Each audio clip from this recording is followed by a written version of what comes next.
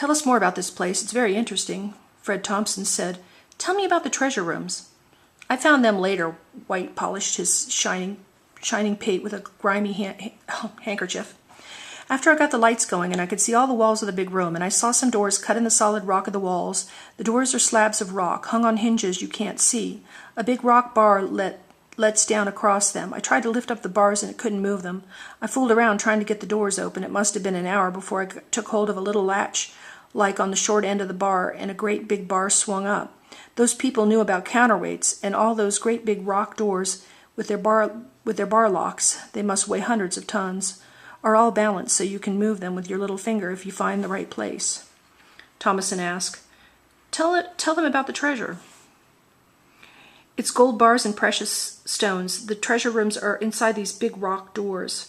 The gold is stacked in small bars piled against the wall like bricks. The jewels are in bins cut into the rock. There's so much gold and jewelry in that place that the people there had stone wheelbarrows to move the treasure around.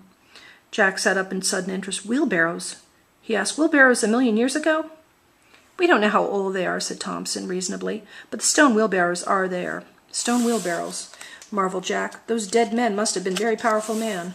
Only very strong men could push around a stone wheelbarrow loaded with gold bars. The wheelbarrows must have weighed a ton without a load in them. Yes, said Thomason slowly, the wheelbarrows are stone, and, of course, they are very heavy. But they're very easy to push around, even with a load in them, White explained. They're scientific wheelbarrows. No, objected Jack in a low tone of anguish. Yes, insisted White, pleasantly sure of himself.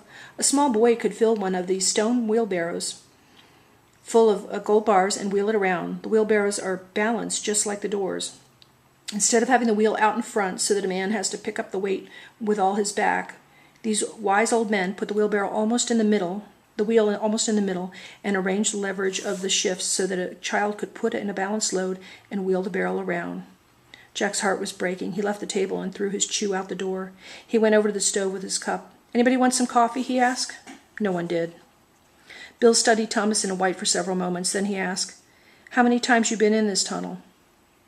I've been in it 3 times, said White. That's counting the first time when I fell in.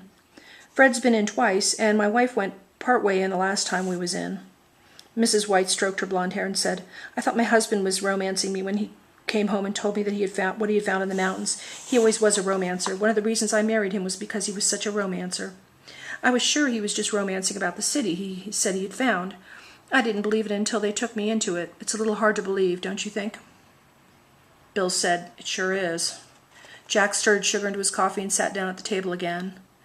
Bill asked, Did you ever bring anything out of the cave? Twice, said Fred Thompson. Both times I went in, we filled our pockets with gems and carried out a gold bar apiece. The first time we left the stuff with a friend of ours and went to try and interest someone in what we'd found. We thought the scientists would be interested, or the government. One government man said he'd like to see the stuff, and we went back to our friend to get the gold and jewels, and he told us that he'd never seen them, and dared us to try and get them back. You see, he double-crossed us. We were in a little trouble at the time, and the loss of that stuff just put us in deeper. We couldn't get a stake because we were having hard work making anyone believe us, so we made another trip out there for more proof.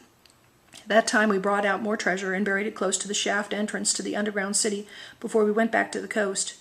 I persuaded some university officials and some experts from the Southwest Museum to come out with me. We got up on the Panamint Mountains, and I could not find the shaft. A cloudburst had changed all the country around the shaft. We were out of luck again. The scientists became unreasonably angry with us. They've done everything they can to discredit us ever since. Okay, this passage keeps going on, so I'm going to make yet another film.